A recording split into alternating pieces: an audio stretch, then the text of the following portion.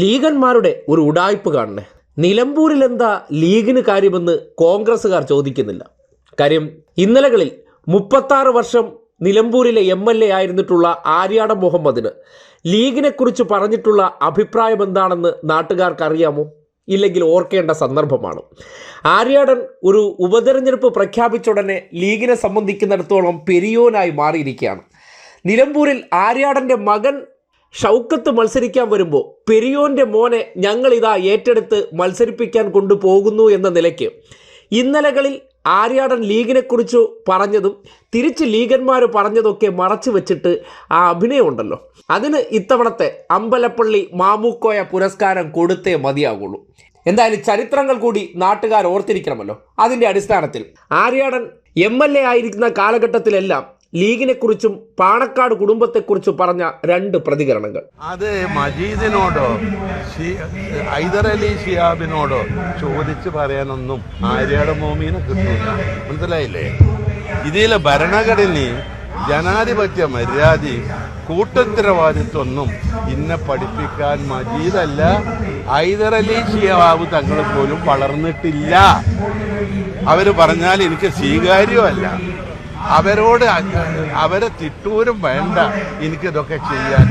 മനസ്സിലായോ? എനിക്ക് ശരിയാന്ന് തോന്നിയത് ഞാൻ എൻ്റെ പാർട്ടിയിൽ പറയും. മന്ത്രി എന്നുള്ള നിലയിൽ ഭരണഘടന അനുസരിച്ച് ഞാൻ സത്യപ്രതിജ്ഞ ചെയ്തതാണ്. എനിക്ക് പറയാവുന്നതുണ്ട്, പറയാൻ പാടില്ലാത്തത് വെളിയിൽ, അത് ഞാൻ പറയില്ല. ഈ മുസ്ലിം ലീഗ് നിലനിൽക്കുമ്പോഴാണ് ഈ തീവ്രവാദി പ്രസ്ഥാനം ഇവിടെ വളരുന്നത്, മുമ്പില്ല. കേട്ടല്ലോ, ഇടതുപക്ഷത്തുള്ളവർ പറയുകയാണെങ്കിൽ വർഗീയതയാണ്. ഇതിപ്പോൾ ആര്യാടൻ മുഹമ്മദ് തന്നെ പറയുന്നു മലപ്പുറത്ത് വർഗീയത വളർത്തുന്നത് ലീഗാണെന്ന്. ലീഗ് ഉള്ളിടത്തോളം മലപ്പുറത്ത് വർഗീയതയുണ്ടെന്ന്. ആരാ പറഞ്ഞത്? ആര്യാടൻ മുഹമ്മദ്. അദ്ദേഹം പാണക്കാട് തങ്ങന്മാരെക്കുറിച്ചും ചില വാചകങ്ങൾ പറഞ്ഞത് നിങ്ങൾ കേട്ടതാണ്. ഇതാണ് മലപ്പുറത്ത് നിലമ്പൂരിൽ കോൺഗ്രസ് MLA ആയിരുന്ന ആര്യാടൻ മുഹമ്മദിൻ്റെ നിലപാട്.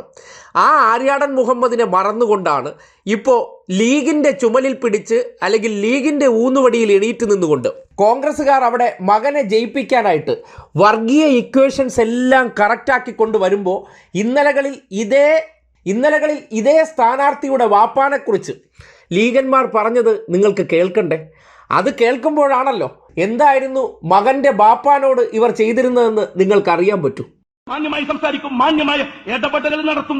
അതിന് ആരും ഈ പാർലമെന്റ് തെരഞ്ഞെടുപ്പ് ഒരുങ്ങുന്നു എന്ന് പറഞ്ഞപ്പോ മലപ്പുറത്തെ നരമ്പ് രോഗിയായ ഒരു കടൽക്കടവിന് പിന്നെ പ്രശ്നം. കേരള രാഷ്ട്രീയത്തിലെ ഈ നരമ്പ് രോഗിയായ കടൽക്കടവിനെ സഹിക്കുന്നതിന് കണക്കില്ലേ? ഇയാൾക്ക് നല്ല റവന്യൂ വകുപ്പ് കിട്ടാത്തതിന്, ഇയാൾക്ക് ആഭ്യന്തര വകുപ്പ് കിട്ടാത്തതിന് നിങ്ങൾ പോയിട്ട് ഉമ്മൻചാണ്ടിനെ ചൊറിയടോ, അല്ലെങ്കിൽ KPCC പ്രസിഡന്റെ ചൊറി. അത് ലീഗിന്റെ മേക്കിട്ട് ചൊറിഞ്ഞിട്ടല്ല ഇയാളുടെ നരമ്പ് രോഗം മാറ്റേണ്ടത്. അത് വെറും നരമ്പ് രോഗമല്ല, പലജാതി നരമ്പ് രോഗമുണ്ട്. ഒരുമാതിരി കേറ്റം ലീഗിന്റെ മേക്കിട്ട് കയറിയാൽ എല്ലാ പുണ്ണും മാന്തി പുറത്തോട്ടും ലീഗ് രാഷ്ട്രീയ പാർട്ടി. മനസ്സിലാക്കിക്കോയാണ്. കേട്ടല്ലോ, ഞരമ്പ് രോഗി. ആര്? ആര്യാടൻ മുഹമ്മദ്. വിളിച്ചതാരാണ്? KM ഷാജി. കേരളത്തിലെ മാധ്യമങ്ങൾ ആരെങ്കിലും പരിണിതപ്രജ്ഞനായ ഒരു നേതാവിനെ ഞരമ്പ് രോഗി എന്ന് വിളിച്ചതിന് KM ഷാജിയെ വിമർശിക്കുന്നത് നിങ്ങൾ കേട്ടിട്ടുണ്ടോ? M സ്വരാജിനെ പാർട്ടി യോഗത്തിനകത്ത് വെച്ച് എന്തോ പറഞ്ഞു എന്നതിൻ്റെ പേരിൽ VSനെ ആക്ഷേപിച്ചേ എന്ന് മോങ്ങുന്നവർ പരസ്യമായി മയക്കുകെട്ടി മലപ്പുറത്ത് ലീഗിൻ്റെ കോട്ടയിൽ കോൺഗ്രസിന് ഒരു മേൽവിലാസമുണ്ടാക്കിയിരുന്ന MLAയെക്കുറിച്ച് അവരുടെ തലമുതിർന്ന നേതാവിനെ ഷാജി വിളിച്ചത് ഞരമ്പ് രോഗി എന്നാണ്. അതാണ് ഷാജിയുടെ സംസ്കാരം. ഷാജിയുടെ സംസ്കാരത്തെക്കുറിച്ചൊന്ന് ഇതുവരെ മനോരമയ്ക്കോ മാതൃഭൂമിക്കോ മറ്റ് സംഘപരിവാർ ജമാഅത്ത് ഇസ്ലാമി സുഡാപ്പികൾക്കൊന്നും ഒരു വിഷയവുമില്ല. ഷാജിക്ക് അത് വിളിക്കാം, എത്ര ഏജ് ആയിരുന്നാലും ശരി. അത് ലീഗല്ലേ, നമ്മുടെ ആളല്ലേ, ഇത്രയേ ഉള്ളൂ കാര്യം. അപ്പോൾ ഈ മനോഭാവത്തിൽ നിന്ന 2 വിഷപ്പാമ്പുകളാണ് ഇപ്പോൾ വല്ലാതെ ഒത്ത് അണിചേർന്നിരിക്കുന്നത്. ലീഗിൻ്റെ മനസ്സിൽ പഴയ കലിപ്പില്ലാതിരിക്കില്ലല്ലോ. ലീഗിനെ ആ രീതിയിലാണല്ലോ സമൂഹത്തിൻ്റെ മുന്നിൽ ആര്യാടൻ തുറന്നു കാട്ടിയിരുന്നത്. ആ ആര്യാടനെ മറന്നുകൊണ്ട് ലീഗ് നടത്തിയ കൊള്ളരുതായ്മകളെക്കുറിച്ച് എല്ലാ കാലത്തും വിളിച്ചു പറഞ്ഞുകൊണ്ട് നിലമ്പൂരിൽ തൻ്റെ സ്ഥാനം ഉറപ്പിച്ചിരുന്നപ്പോൾ സ്വാഭാവികമായിട്ടും ആ നാട്ടിലെ ജനങ്ങൾ ലീഗിന് അടിമകളല്ല എന്നതിൻ്റെ തെളിവ് കൂടിയാണ്. കോൺഗ്രസ് എന്ന രാഷ്ട്രീയ പാർട്ടിയോടാണ് ആഭിമുഖ്യം കാട്ടിയിരുന്നത്. അവിടെയാണിപ്പോൾ ജമാഅത്ത് ഇസ്ലാമിയെയും സുഡാപ്പികളെയും മൗദൂദികളെയും ലീഗന്മാരെയും സംഘികളെയും കൂട്ടുപിടിച്ച് ഒരു വിജയത്തിനായി പരിശ്രമിക്കുന്നത്. ആര്യാടൻ്റെ ആത്മാവ് പൊറുക്കുമെന്ന് നിങ്ങൾക്ക് ആർക്കെങ്കിലും തോന്നുന്നുണ്ടോ? അങ്ങനെ കരുതുന്നുണ്ടെങ്കിൽ നിഷ്കളങ്കരെ നിങ്ങൾക്ക് തെറ്റിയിട്ടുണ്ട്.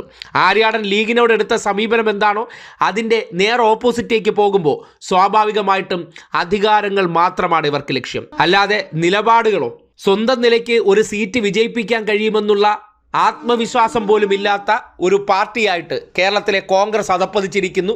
ലീഗിനെ കണ്ടുള്ള ആത്മവിശ്വാസത്തിലാണ് ഈ വാചക കസർത്തെന്ന് ഉറപ്പിച്ചു പറയാം.